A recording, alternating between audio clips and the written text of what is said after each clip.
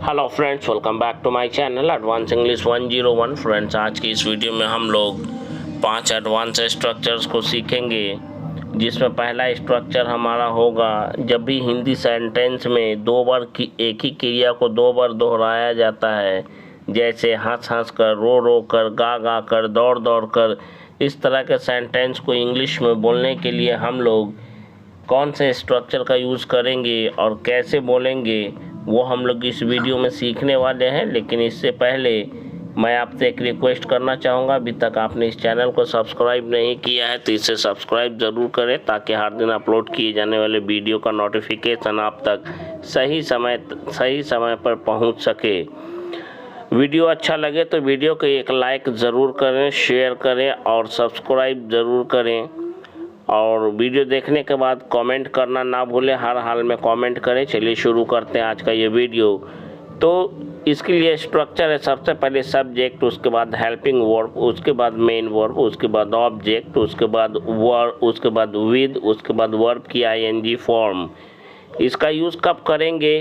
तब करेंगे जब एक ही क्रिया को दो बार दोहराया जाता है, जैसे पुलिस लोगों से गाली दे देकर बातें कर रही थी। इसके लिए हम लोग कहेंगे the police were talking to the people with abusing, या फिर यूँ कहेंगे the police were taking to the people abusing. The police were talking to the people abusing. Police के साथ वर का यूज़ इसलिए हुआ है कि पुलिस कभी भी अकेला नहीं होता है, जब भी होता है तो वो अपने 2-4 बंदों के साथ ही होता है, इसलिए प्लूरल है ये। वह हंस हंस कर अपने होने वाले पति से बातें किया करती है। She uses to talk to her would be husband with laughing, या सिर्फ लाफिंग का यूज़ करेंगे हम लोग।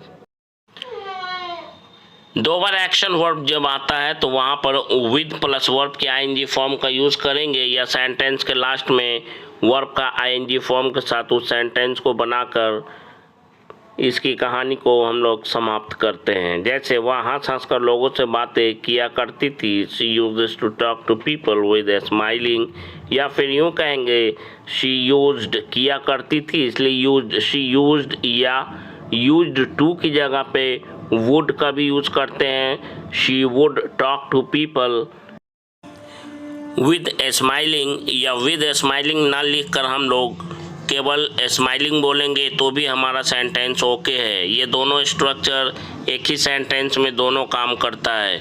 वह लोगों का पूरा ध्यान अपनी ओर आकर्षित करने के लिए हंस हंस कर अंग्रेजी में बातें किया करती है। प्रेजेंट की बात है, किया करती है प्रेजेंट इंडेफिनिट में, इसलिए यूजर्स का यूज़ करेंगे। सब्जेक्ट सिंगुलर है। इस सेंटेंस को इंग्लिश में बोलने के लिए सबसे पहले सेंटेंस का मेन पार्ट को हम लोग उठाते हैं, जो है कि वह अंग्रेजी में बातें किया करती है। सेंटेंस का मेन पार्ट है। She uses to talk in English with laughing, या laughing to draw people's rapt attention towards her. Next हमारा सेंटेंस है वह रो रो कर लोगों को बता रही थी। रो रो कर यानी कि दो बार आया है।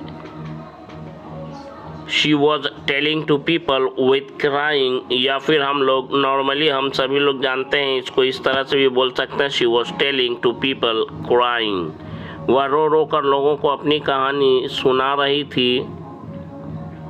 इसके लिए कहेंगे she was telling her story to people with crying, या फिर हम लोग इस सेंटेंस को इस तरह से भी बोल सकते हैं, she was telling her story to the people crying.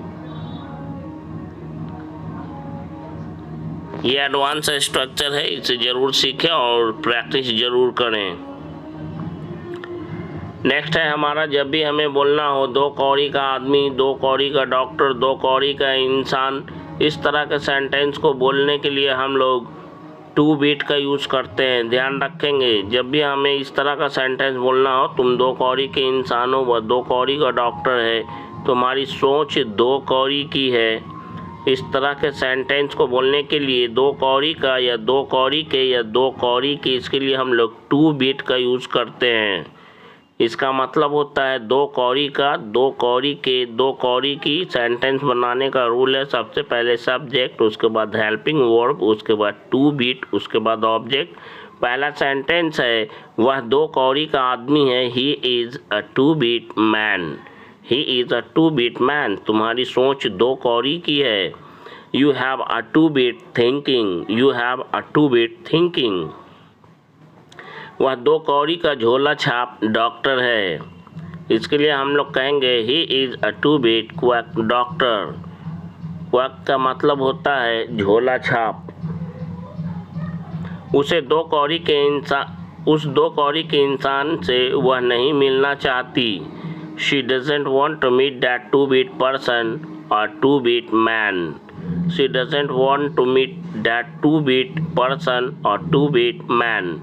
अपनी दो कौड़ी का मोबाइल मुझे मत दिखाओ। Don't show me your two bit mobile. Don't show me your two bit mobile. अपनी दो कौड़ी का घमंड अपने पास रखो। Keep your two bit arrogance to your self. Keep your two bit arrogance to your self. Next हमारा structure है जब भी हमें बोलना हो काम की बात पर या मुद्दे की बात पर आने की बात कही जाए। जैसे काम की बात करो या काम की बात पर आओ या मुद्दे की बात करो, या तुम काम की बात या मुद्दे की बात क्यों नहीं करते। अब इधर उधर की बात छोड़ो और मुद्दे की बात पर आओ। काम की बात पर क्यों नहीं आते। इस तरह के कई सेंटेंस हैं जो आप बोलना अभी सीखेंगे।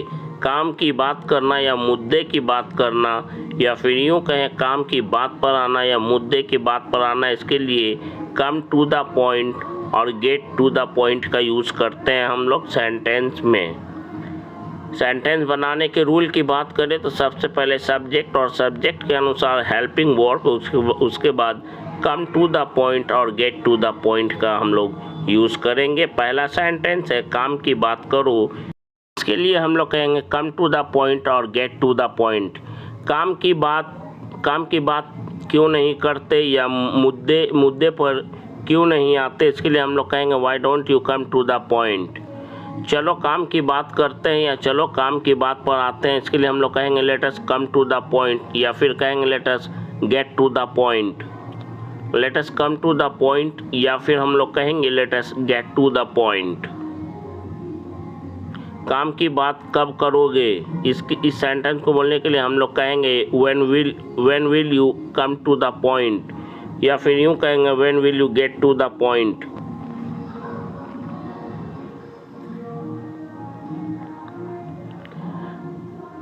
आखिर तुम यहाँ काम की बात क्यों नहीं कर रहे हो, इसके लिए हम लोग कहेंगे after all why are you not getting to the point here, या फिर हम लोग यूँ कहेंगे after all why are you not coming to the point here. Why are you not coming to the point hair.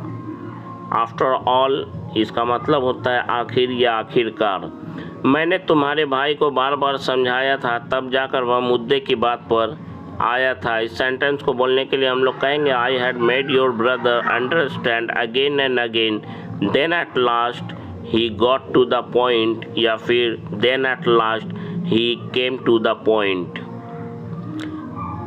यह video अच्छा लगता है तो लाइक, शेयर, सब्सक्राइब और कमेंट जरूर करें। इस वीडियो को उन लोगों तक ज़रूर पहुंचाने की कोशिश करें जिन्हें इसकी सख्त ज़रूरत है। आप हमेशा मुद्दे की बात करते हो, you always come to the point, या फिर यूँ कहें you always get to the point.